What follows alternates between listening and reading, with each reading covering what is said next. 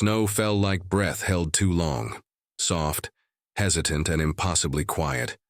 Luke didn't speak as he stood before the grave, gloved hands deep in his coat pockets, shoulders slightly hunched as though the weight of the years was settling in again. It always did here. The earth around the grave was clean, the stone simple. Elena March, beloved mother, 1989 to 2016. There was no inscription beyond the dates, no quotes, no carved promises. Just a name and silence. Hazel held his left hand. She always did. Junie stood on the other side of the grave, not touching, barely moving, her coat flaring out behind her in the faint wind. Her twin's mirror in face but not in spirit. Junie had always been quieter, inward-facing. Luke watched her from the corner of his eye, trying not to interrupt her thoughts. He never wanted to rush them, not in places like this. Then she leaned forward, pressing her little hand to the cold headstone, lips close enough to touch the granite. "She's alive," Junie whispered, so softly it was almost claimed by the breeze. Luke blinked. His breath clouded in front of him. "What did you say, Bug?" Junie didn't turn around. She was staring at the stone like it was listening. "Mommy, she's not in there." A breath caught in Luke's chest, sharp as broken glass. He crouched beside her, brushing her hair back with rough fingers. "Junie," he said slowly, "what makes you say that?" She just looked at him. Those eyes. His eyes. But sometimes, when the light hit right, Elena's too. "She told me in my sleep." Hazel pulled at his coat. "Daddy, can we go home now?" He stood, nodded, but the quiet clung to him tighter than the cold. He lifted the girls, one on each hip, and carried them back through the snow, their footprints trailing behind like questions. Back at the house, an aging colonial perched at the edge of town. The fire had long since gone out. He lit it again with shaking fingers. The girls took to their corner, unfolding crayons and blank pages without instruction. Hazel always drew flowers. Junie's hands moved more slowly. That afternoon, she drew something Luke had never seen before, a small white house with a crooked chimney, a red front door, a gate, blue, standing alone. "Is this from a story?" Luke asked, crouching beside her. Junie shook her head. "From the dream." He ran a hand through his beard. "And the lady?" She pointed. A figure stood near the blue gate in her drawing. Long hair, red dress, no face. "That's Mommy." Hazel looked up. "That's not what Mommy looks like." Junie didn't answer. That night, after the girls had drifted off, Hazel clutching her favorite stuffed owl, Junie curled under the blanket like a secret, Luke went into the attic. He hadn't been up there in months, maybe years. The old wooden stairs groaned beneath him. He clicked on the hanging light bulb, its yellow glow casting long shadows across dusty boxes. It was cold. It always was. The box was marked E. He knew the one. Inside were journals, a few photos, her scarf, red, soft, with fading perfume. Underneath it all, an envelope. His name in her handwriting. Luke, nothing else. He sat down on the floor, envelope in hand, just staring. He didn't open it. Not yet. It had waited this long. Elena had always loved writing letters, on birthdays, for anniversaries. He never got one after she passed. Maybe this was meant for the girls. Maybe it was never meant to be found. He slipped it back into the box and turned off the light. Downstairs, the snow had begun to fall again. He stood by the window, watching the white cover, everything familiar. The swing set in the yard, the tire Luke had promised to fix. All of it blurred beneath the snow's slow hush. The next morning, Junie woke up with a fever. Luke kept her home. From school. Hazel went reluctantly, clutching her lunchbox like a shield. Junie lay on the couch, half asleep, mumbling things under her breath that didn't make sense. "She's waiting at the blue gate." Luke sat beside her, brushing damp hair from her forehead. "Who is?" Junie's eyes fluttered. "She has red shoes now." That night, she drew again. This time the figure had hands. One of them held a folded letter, Luke sat with his coffee long after they'd gone to bed. Something stirred in him he hadn't felt in years. Fear, yes, but also something stranger. Hope. Fragile, unwanted, but impossible to ignore. On the fourth night after the grave visit, Hazel found Luke sitting in the kitchen in the dark. "Daddy," he turned slowly. "Couldn't sleep." She patted over, her small hand resting on his knee. "Junie's not lying." "I know. She dreams loud," Hazel said with the blunt truth of children. "But I believe her." He nodded, pulling her into his lap. "I want to believe her too." Hazel rested her head on his chest. "Then do it."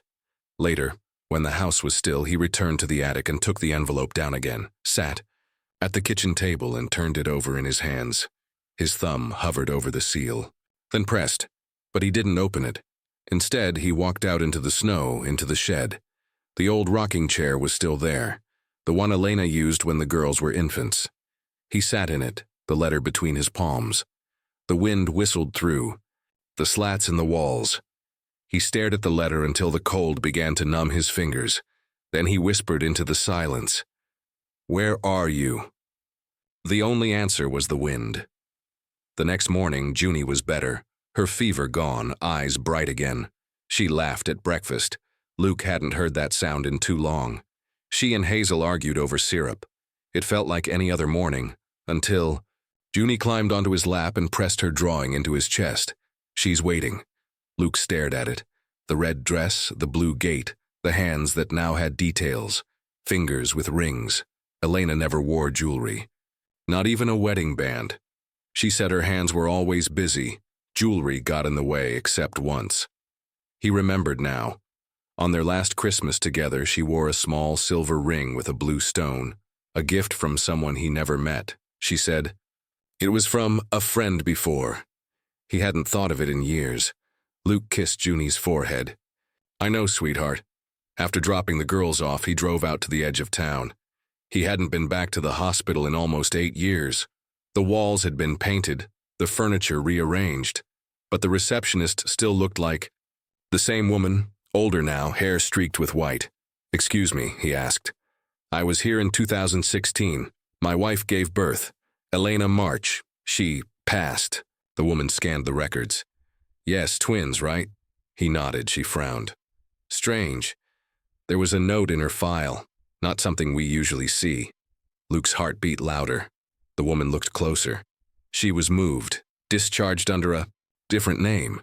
His voice barely escaped him. "Moved? What does that mean?" "I don't know, but it says here, transferred to private care. No further documentation."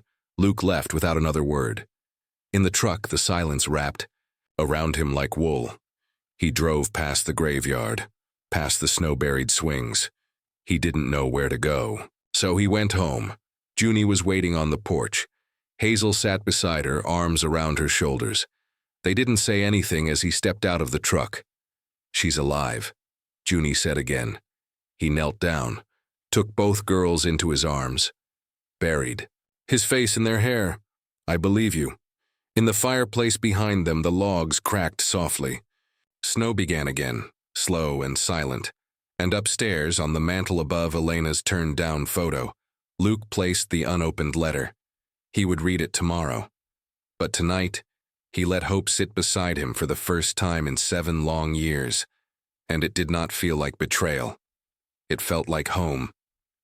The sky hung low with a gray that bled into the trees, swallowing the horizon. Luke stood at the edge of the field behind his house, the blue gate from Junie's drawing still fresh in his mind. There wasn't a gate there, not physically, just snow-covered weeds, a few rusted fence posts, and the skeleton of an old garden. But he couldn't shake the image. Blue paint, chipped and weathered, a door to somewhere that shouldn't exist. He hadn't slept. Every time he closed his eyes, he heard Elena's voice. Except it wasn't memory. It was something else, not quite dream, not quite hallucination, like she was pressing against the edge of reality. He returned to the kitchen just as the girls finished their breakfast. Junie was the first to notice. "You looked outside again," she said, swinging her legs beneath the table. Luke nodded. "Yeah, no gate yet." Junie didn't smile. She just picked up her pencil and started drawing again. Hazel, sensing the quiet tension, changed the subject. Are we going to school today? You're going, Luke said gently. Junie stays. Home with me, just for today. Hazel didn't argue. She rarely did when Junie got like this. Something unspoken existed between the twins, an understanding beyond what he could reach. He dropped Hazel off with a kiss and a promise to pick her up early. On the drive back, Junie didn't speak. She held her sketchbook to her chest like it was something living. Inside, she sat by the window. Luke made tea. The old house creaked in the silence, the way it always did in winter, a sound like bones settling. I know where it is, Junie said softly, not turning around. Luke froze mid-pour. Where, what is? The gate. I saw it. In your dream? Junie shook her head. No, just now, in my eyes. He walked over slowly, sat beside her. Can you show me? She opened the sketchbook. This time the drawing had changed. The red dress was still there, so was the gate. But now there was more. Trees, a path, a crooked wooden sign that read Eastridge. Luke's chest tightened. Where? Did you hear that name? Junie looked up, confused. I didn't, I saw it. Luke stood, heart racing. Eastridge was a place he hadn't thought of in years. A small rural facility about 40 minutes outside town. Elena once mentioned it vaguely, before the twins were born. She'd done some work there, volunteer counseling. He'd assumed it was some outreach program. But after she passed, no, one ever brought it up. He stared at the picture again. The trees around the path looked familiar. Too familiar. Like the woods behind Eastridge, the ones that led to an old family farm the locals said was haunted. Junie tugged his sleeve. She's waiting. Luke didn't want to believe, not fully, but he also didn't want to lie to his daughter. Something inside him, the same part that broke when he buried Elena, was beginning to ache differently, not with grief, but with unfinished business. He packed a small bag. Junie didn't ask where they were going. She just followed him to the truck, climbed in, and pulled the seatbelt across her chest. The road to Eastridge was winding, flanked by woods and snow-heavy fences. The trees arched above the road like old men bowing. Junie watched them pass in silence. Every so often she would close her eyes, as if tuning into a different frequency. They reached the facility just after noon. It looked the same. Gray brick, narrow windows, a long path up from the parking lot. The sign was faded, the letters chipped. Luke parked off to the side, out of habit. Are we going in? Junie asked, already unbuckling. Luke hesitated. Not yet. Let's walk around back. The woods behind the facility hadn't changed. A thin trail curved down past bare oaks and frozen undergrowth. Luke took Junie's hand as they walked, careful to shield her from the deeper snow. After 20 minutes, she pulled him to a stop. Here. There was nothing but brush and snow, but Junie stepped forward like she saw more. She reached out, fingers trembling, and Luke followed her line of sight. A wooden post jutted from the ground, weathered and half-rotted. It had once been part of a gate. He scraped at it with his glove. Beneath the moss and frost, faint traces of blue paint clung to the grain. His stomach turned. He looked up, and then he saw it.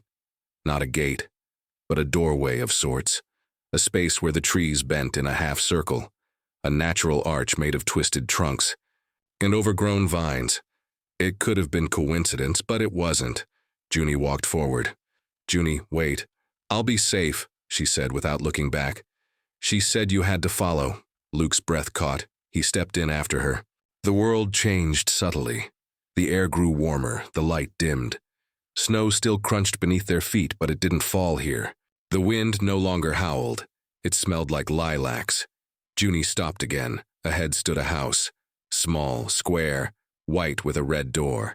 The same from her drawings. Smoke curled from the crooked chimney. Wind chimes whispered from the porch. Luke didn't move. The door opened. A woman stood in the doorway. She wore a red dress. He couldn't see her face.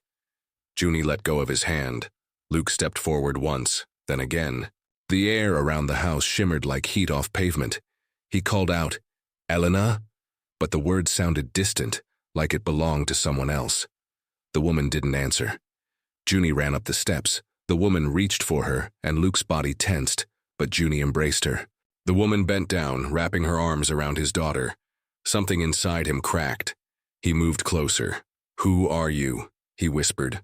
The woman stepped back, still faceless, still familiar. She placed something on the porch railing. A letter. The same envelope he found in the attic. Luke picked it up, hands shaking. It was warm, the ink not faded. "Luke," it still said. He turned to ask more, but the woman and the house were gone. Junie stood beside him in the snow, blinking up at the sudden cold. Luke looked around. The trees were just trees now. The house, if it had been there at all, left. No trace. Junie slipped her hand into his. She said not to open it yet. Luke stared down at the letter. "Why?" She said, "You'll know." They walked back in silence. That night, Hazel noticed something different about Junie. Her twin was quieter than usual, but calm, peaceful, as though whatever had been scratching at her dreams had finally let go. Luke sat by the fire, the unopened letter in his lap. He still didn't read it, but he placed it beside him, not on the mantel this time. Closer. That night, he dreamed for the first time in years, not of death, but of a house with a red door, a woman in a red dress, and the feeling, indescribable but certain, that the story wasn't over. He woke before dawn, the letter still unopened beside him. Tomorrow, he told himself. Maybe tomorrow. The morning broke with soft, hesitant light, the kind that didn't demand attention but invited it quietly, like a memory returning after years of silence. Snow clung to the corners of the windows, unmelted, stubborn against the sun. Luke watched it from the kitchen table, the letter still unopened, its edges slightly curled from the fire's warmth the night before. Junie was drawing again. This time she didn't ask for new paper or different colors. She used only a pencil, soft and dull at the tip, shading something slowly, almost meditatively. Luke didn't ask what it was. He knew now that her drawings came from somewhere else, some place he couldn't follow until she let him. Hazel stirred oatmeal beside him, glancing between her sister and the letter on the table. "She hasn't said anything today," Hazel whispered. "She doesn't need to," Luke replied. He didn't say more. There was a stillness in the house he didn't want to disturb. It was the kind that came after a storm, when the air clears but you're still too shaken to move. By noon, Junie finished her drawing and handed it to Luke without a word. He looked at it for a long time. It wasn't a house this time. It wasn't even a face, it was the letter. Open, and inside a single phrase written in Junie's careful hand. "Come when the stars flicker low." Luke looked at her, but she only nodded, then went back to her chair by the fire, as though the act of giving him that message had cost her something quiet and internal. That night, after the girls had gone to bed and the fire had burned down to soft orange embers, he stepped outside. The cold hit him like a whisper, sharp but not angry. He tilted his face toward the sky. The stars were out, dozens of them, hundreds, but he waited until they seemed to dim, just slightly, just enough to feel as if the world had blinked. A flicker. He grabbed his coat, slipped the letter into his pocket, and walked. The trees behind the house stood like sentries. There was no wind, no animal calls, no crunch of snow underfoot, just silence. Reverent. Waiting. He didn't need Junie to guide him this time. The trees parted again, the way they had before, the same archway of frozen limbs, though this time he didn't hesitate. He stepped through. The house was there again. Smoke curled from the chimney, lazily. The wind chimes whispered. Light glowed behind the red door. He climbed the porch slowly. His breath misted in the air, but the cold didn't bite. He knocked once. No answer. He reached for the handle and opened. Inside was warmth, not just the temperature, but something deeper. the kind of warmth you forgot existed until it wrapped around you. He stepped forward. The room looked like a memory. The furniture was worn, but familiar. A soft wool blanket draped over the arm of a chair. The same scent of lilacs lingered faintly, mixed with something older.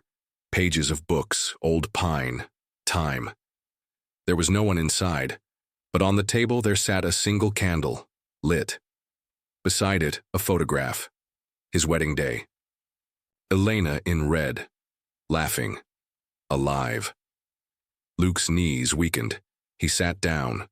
The letter in his coat pocket suddenly felt heavier. He took it out, opened it. Inside, Elena's handwriting, unmistakable, curved, elegant, imperfect in places, filled the page. Luke, if you're reading this, then some part of you has finally believed again. I never knew if you would. I never asked you to, but I hoped. I couldn't tell you everything. Not then. Not after what happened at Eastridge. Not when I saw what they were hiding. They thought no one would notice the ones who disappeared quietly. The women with no families. The patients with no names. But I saw them. I spoke to them. I wrote everything down, and then I became a target. You remember how I was. How I couldn't let things go. I pushed too hard, got too close, and then one night I was gone. They made it look like illness. But it wasn't. I escaped. Someone helped me. Someone with power, and money, and a conscience. He told me to stay. Quiet, that if I ever came back, the girls would be taken. That you'd be hurt, so I disappeared. Not forever. Just long enough until you were ready to see again. The drawings, they're a gift. Junie has always seen more than the rest of us. She carries the pieces I couldn't leave behind. That's how I found her. How she found me. I'm close, Luke. Closer than you think. But this isn't about me anymore. There's something you need to do. Someone who's been watching, waiting for you to ask the right questions. Find the man who funded Eastridge's last expansion. He'll know. He's the reason I'm still alive. Tell the girls I never stopped loving them. And you don't need a red dress to remember me. You only ever needed to believe, Elena. The candle flickered. The flame leaned toward the window as if drawn by something beyond the glass. Luke folded the letter with trembling hands. Outside, snow began to fall again, slow and deliberate, as if time had resumed its pace.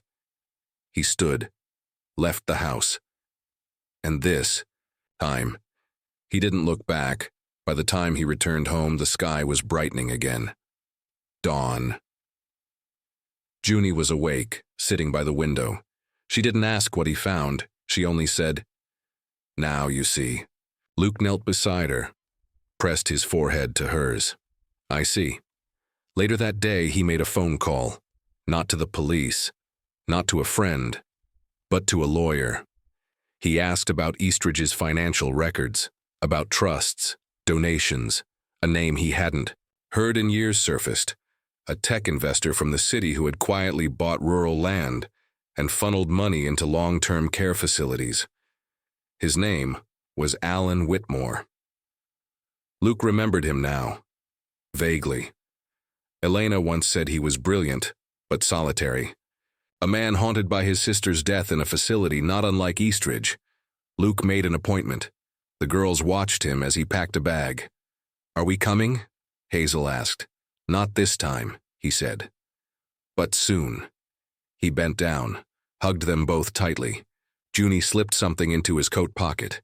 Another drawing. This one showed a woman stepping from the shadows into the light. No red dress, just a face. Elena's face, smiling. He kissed their foreheads, then walked out into the snow, the letter tucked into his chest pocket, close to his heart.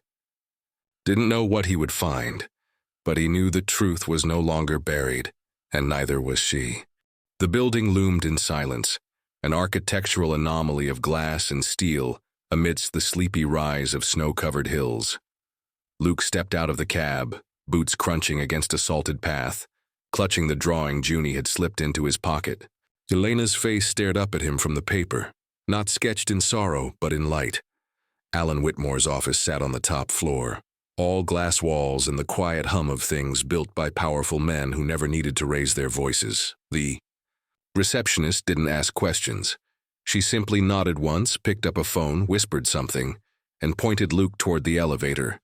Each floor he passed felt like peeling away years of not knowing. Regret pressed against his chest in waves. He had mourned her like death, and now he was climbing towards something that might bring her back, not just in memory, but in flesh and breath and apology. The elevator doors opened with a sound like a held breath being released. Alan Whitmore was already standing by the window, his back to the room, hands clasped behind him. The man looked younger than Luke expected, graying at the temples but upright, sharp, a man carved by grief and strategy. "You've come," Whitmore said without turning. "I need answers." Whitmore slowly faced him, his eyes, pale blue and clouded with a kind of restraint, fixed on Luke's face. "You're not here for answers, not just. You're here for permission to believe." Luke didn't respond. He reached into his coat and placed the letter on the desk. It settled there like a confession. Whitmore stared at it, then picked it up. He didn't read it. He didn't need to. His expression softened. "She kept writing," he said, "even when she had to run. Elena wouldn't stop fighting. You helped her disappear." "Yes," Whitmore said simply. "She found something in Eastridge that wasn't supposed to be seen. Records, unmarked graves, transfers that were really cover-ups for deaths. She wouldn't let it go. They came for her one night. She barely escaped. I paid people to bury her trail, hid her in one of my remote properties under a different name, gave her just enough to survive. And she never reached out. She watched, from a distance, but if she'd returned, the institution would have silenced her. Or worse, used the girls to lure her back. It was never safe. Until now." Luke's breath caught. "Is she still alive?" Whitmore's gaze didn't waver. "She's waiting. But there's something you need to understand first." He walked toward a locked cabinet behind his desk, retrieved a black folder, and placed it gently before Luke. Inside were photographs, faded, time-stamped, clinical, rows of women in sterile rooms, faces blank, some drugged. One photo had Elena circled, standing in a line, eyes alert even then. "There were trials," Whitmore said. "Experimental sedatives, memory suppressants. They were trying to erase trauma by chemically dismantling identity." Luke's voice was barely above a whisper. "They did that to her? They tried. She fought it off. But it changed her, slowed her. She has good days and bad ones. She'll recognize you, but not always the same way twice. Her love's intact, but the timelines blur." Luke pressed a hand to his chest. "How much of her is still her?" Whitmore gave a gentle nod. "All of it, but scattered, like stars across a dark sky." A long silence, then Luke exhaled, a single breath that carried 5 years of sorrow, rage, and impossible hope. "I want to see her." Whitmore nodded once, then handed him a set of keys and an address written in looping handwriting. "You should drive. It's about 2 hours west, no signs, just follow the pines, you'll find her by the water." Luke turned toward the door. But before he left, Whitmore spoke again, softer this time. "She never gave up on you. On them. Even when she didn't remember names, she drew their faces. Every day. The drive felt like a fever dream. Trees blurred past, sunlight stretched, long across white roads, and music hummed low from the dashboard. Luke didn't remember falling in love with Elena, but he remembered the night she stood in their kitchen barefoot, holding one of the twins and swaying to a song neither of them knew. The house came into view slowly, tucked into a fold of forest like it had grown there from memory. Smoke rose from the chimney. Luke parked and stepped out. The air smelled like snow and pine needles. No sounds but the lake lapping quietly nearby. He knocked once. No answer. Then, the door opened. Elena stood in the threshold, eyes blinking against the light. Her hair was shorter, grayer, her frame thinner than he remembered. But her eyes. God, her eyes.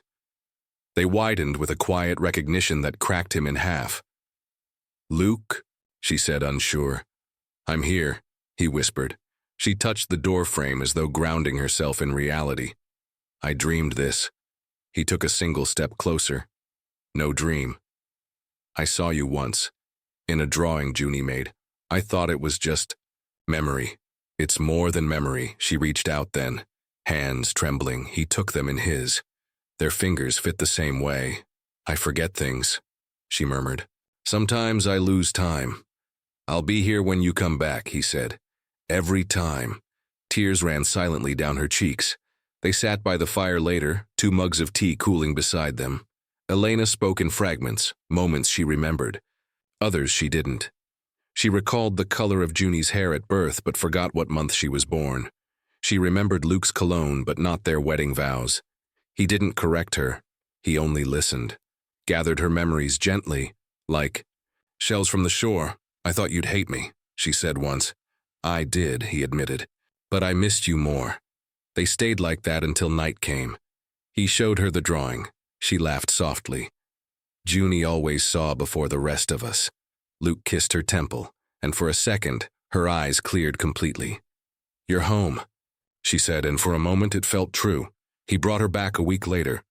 Hazel ran first, unsure but curious. Junie didn't run. She stood still as Elena stepped from the car. Their eyes met across the snowy yard. Junie lifted her arms. Elena dropped to her knees. The embrace was quiet. Long. Hazel joined seconds later. Luke stood back, tears slipping freely. This was not a fairy tale. This was not perfect, but it was real. A few days later, Luke found Junie outside, sitting beneath the same tree where her drawings first began. She was sketching again. "What are you drawing now?" he asked. She held up the paper. It showed all 4 of them, together and a hand unseen just off the page holding a candle. "I think she remembered the light," Junie said. Luke smiled. "So did I." That night, as the fire crackled and snow whispered against the windows, they sat together. One family reborn, not through magic, but through waiting. Through faith. Through choosing each other again, even after the forgetting. And when the last ember dimmed and the world outside went quiet once more, Luke whispered into the stillness, "We found her." If this story touched you, subscribe or share where you're watching from. These stories matter.